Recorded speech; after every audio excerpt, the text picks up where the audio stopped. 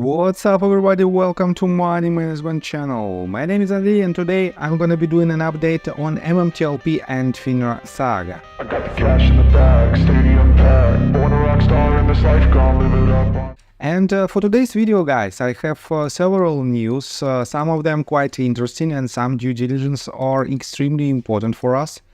And I have to say that on today's video I want to shed some light on some tricky questions that appeared just recently in MMTLP community. And at the end of this video I will share my personal story. That is why guys, please watch this video till the very end, because it is very important for me personally. So, and let's start with the news itself. You know that for now, for quite a long period of time inside the MMTLP community we have several opinions, let's put it this way. Some people want to think, and they think that we have to see the resolution through litigations. Some people want to think, and they think that we have to see the resolution through Congress or any other types of resolution, any paths to the resolution might happen. But guys, I have to say that we have to use any possible cases, any possible paths to the resolution itself. And let me show you what did some people write. Murdoch, the meta guy, wrote this. I think we should all make bar aware of this attorney's lack of professional conduct in a public forum. It's embarrassing to the ABA Esquire to be telling people that he wants to cage fight them. Even if it's for charity, he's saying these things on his actual Esquire profile.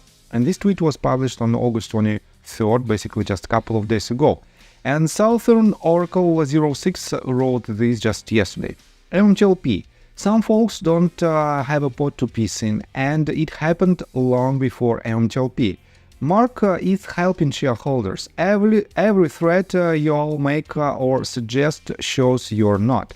And guys, let me show you that a lot of people think that Mark is just an unprofessional person, but let me show you what did Mark write in response to this threat. He wrote, wait, didn't Rosa lose twice?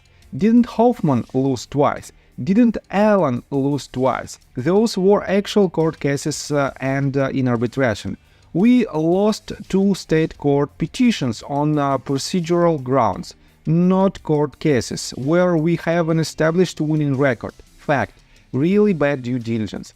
And he's talking about the lawsuits that were filed by Rosa Towell, Richard Hoffman and Alan Hensley. On top of that, I want to add to this list this lawsuit that was filed, let me show you, by Jae Yoon Park, and it was filed against E-Trade Financial Corporation Service.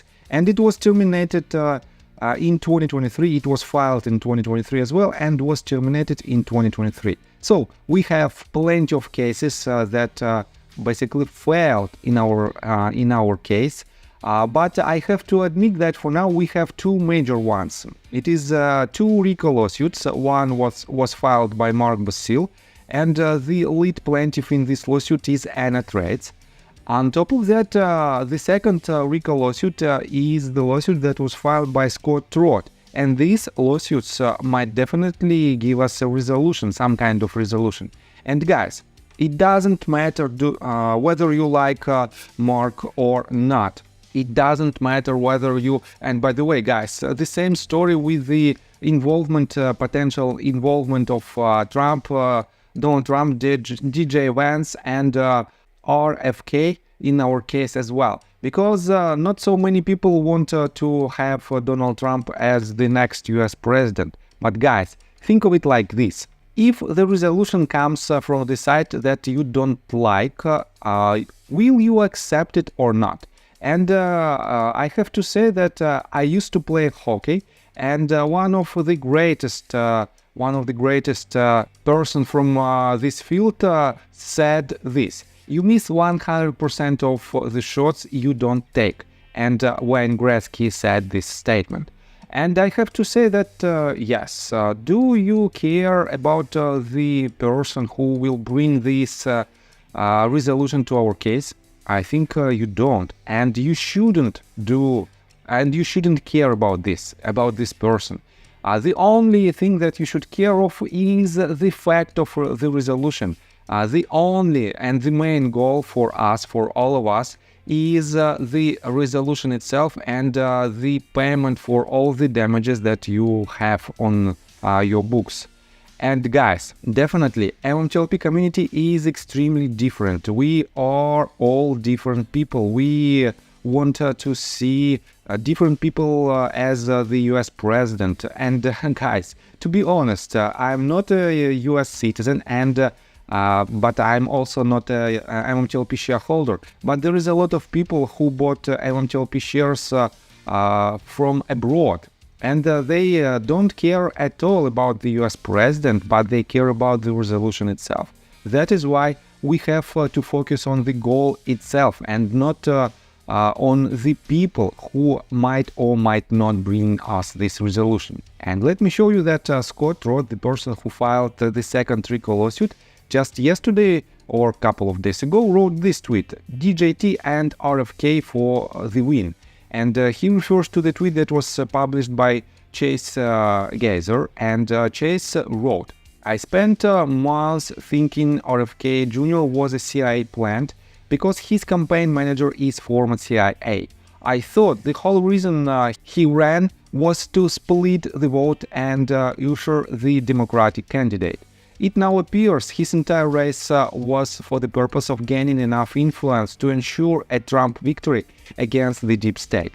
I didn't get it. I was wrong. Today, RFK Jr. became the candidate they stole from us. On November the 5th, America will become the nation they stole from us."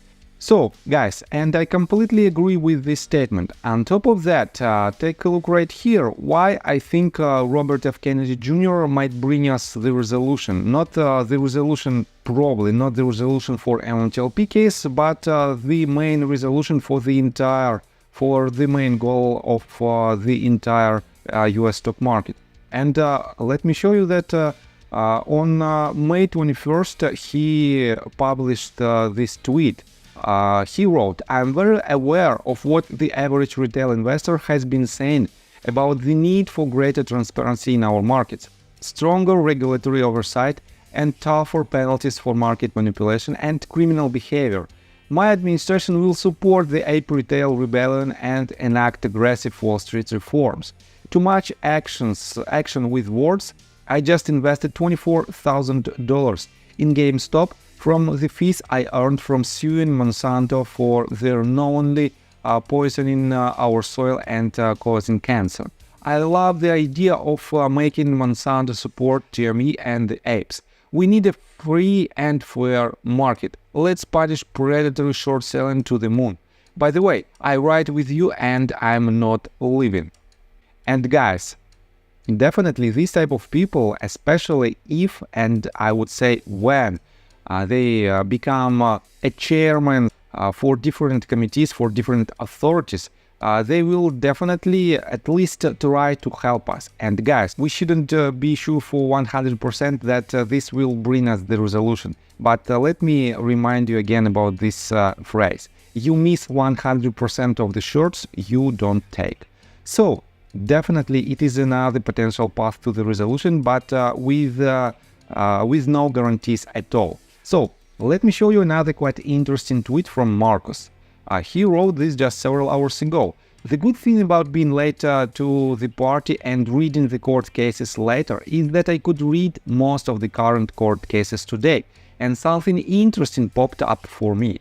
In the SEC versus Burda and Palikir's case, the SEC alleges that Burda designed the preferred dividend to trap short sellers, thus manipulating the market. By this design," and this is the direct speech from the lawsuit, "by this design, Burda intended to cause a short squeeze because of the difficulty he believed short sellers would have in obtaining and delivering the preferred dividend, along with the borrowed Torchlight stock, to lenders in the future. Interestingly, on Intercoastal Waterways LLC versus TradeStation and FINRA, TradeStation is being sued because they oversold, naked shorted, counterfeited MMTLP shares and got trapped by the FINRA U3 halt. In other words, what the SEC calls market manipulation, was very effective in trapping de facto naked shorts. You can't make this up. And here's again direct speech from the case.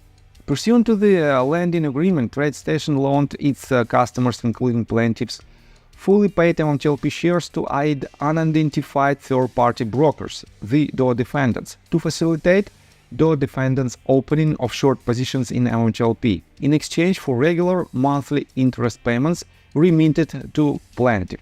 After the implementation of the halt and subsequent delisting of the MMTLP shares on or about December 29 of 2023, TradeStation notified its customer that upon the initial distribution of NextBridge common stock, broker-dealers like TradeStation were granted physical certificates based on their customers' former holdings of metamaterials, and the NextBridge certificate that TradeStation received excluded a large number of NBH shares that had been lent to other broker-dealers as part of TradeStation's fully paid lending program, compliant 48 and 49. The issuance of a physical certificate which excluded a large portion of the shares loaned to the DOR defendants is indicative of TradeStation loans of MMTLP shares in excess of the amount held on record for the benefit of its customers. And guys, for now we can read this statement and it brings quite a different sense on the table. And Marcus also added, not surprisingly, the SEC is pointing the blame at a mechanism that was actually trapping real criminals. What is the MMTLP share count? So guys, and I have to say that SEC has quite interesting behavior. Let me show you this due diligence that was made by RareDD. 4 hours ago, he refers to the FOIA letter that was written on December the 2nd by Richard Boyle, and let me quote you just some details. Richard wrote, "Good morning," and here is the redacted SEC email address. "I believe you've had conversations with FINRA's OTC Corporate Actions team regarding the above issue and its proposed spin-off transaction. And here's the questions, guys. Who did FINRA's Richard Boyle contact at the SEC on December the 2nd? According to this email, the SEC was already in contact with FINRA's Corporate Action team on either the morning of December the 2nd or an earlier date. This was at least 4 days before the initial MMTLP corporate action was posted to FINRA's daily list. Why was the SEC in contact with FINRA's corporate action team? Was the SEC involved with convincing FINRA to sabotage the MMTLP corporate action? Seems like Richard Boyle and Jay Gibbon have maintained a pretty low profile." And he added this. "This could be how it played out. On December the 2nd or earlier, someone at the SEC, not likely Gary Gensler or Esther Pierce, contacted FINRA's OTC Corporate Actions team and told them that they needed to happen concerning the MMTLP corporate action. Since it was so out of the ordinary that the SEC would do this, of course, FINRA's corporate action team explained what happened to Richard Boyle. Richard Boyle told Jay Gibbon and likely Sam Dreddy, but seemingly not Robert W. Cook, and also CC'd Gibbon when he emailed this SEC contact to set up a time to discuss the matter. On December the 5th, Polycross, along with counsel from Metamaterials and NextBridge Hydrocarbons, emailed FINRA's executive team, including Robert W. Cook. They informed FINRA of the situation, and this is why the December the 5th email from Dreddy to now 3 redacted SEC contacts notes that the situation has hit multiple radars at that point. It should be noted that before his 17 plus years with FINRA, Dreddy spent nearly 8 years with the SEC. He would have understood the importance of keeping something under the radar, especially if it was a favor for his own bodies. This is all hypothetically speaking, of course. Then a float MMTLP corporate action was published the next day, followed by another float corporate action on December the 8th. If this seems far-fetched, How is it that the SEC contacted FINRA's OTC corporate actions team at least 4 days before the first corporate action, but they still included incorrect dates? How is it that Robert W. Cook handed the matter over to Sarah Jill on December the 5th, who put Millicent Banks, the person that leads FINRA's corporate action team, in touch with Palikars on December the 6th? But they still managed to include incorrect dates on the corporate actions. And he also added this. This would also explain why the SEC has done nothing, even though FINRA has clearly broken their own rules. The SEC isn't just protecting FINRA, they're protecting themselves. And guys, this is quite a good explanation of why SEC keeps silence and why FINRA don't want to do anything in order to resolve this issue. And guys, through litigations or through Congress or through any other potential path to the resolution, we have to find the solution of this entire saga. And that is why we are here and we are doing our job from different perspectives. And guys, let me tell you my personal story. I have a wife and 2 children aged 11 and 15, as well as a small dog. After 30 years of living in Russia near the Baikal Lake, we decided to move. Now we reside in Serbia. Although I don't own any MMTLP shares, I invest a lot of time creating daily MMTLP videos. I have been doing this every day without days off and holidays for more than 1.5 years. Now I wish to buy back this time from my family, from my children. We've agreed that I will ask the MMTLP community to support me and I will give all the money to the children. Therefore, if you believe that I am providing useful content for you and wish to support me, you can join my Patreon account. For $5 a month, I will add your name to my list of supporters if you wish. Thank you in advance. The link you can find in the description below. So, I think that's all information that I want to provide you. If you like my video, please hit the like button and subscribe to my channel. And see you guys and girls next time. Bye! I got the cash in the bag, stadium packed. Born a rock star in this life, gone live it up on the attack.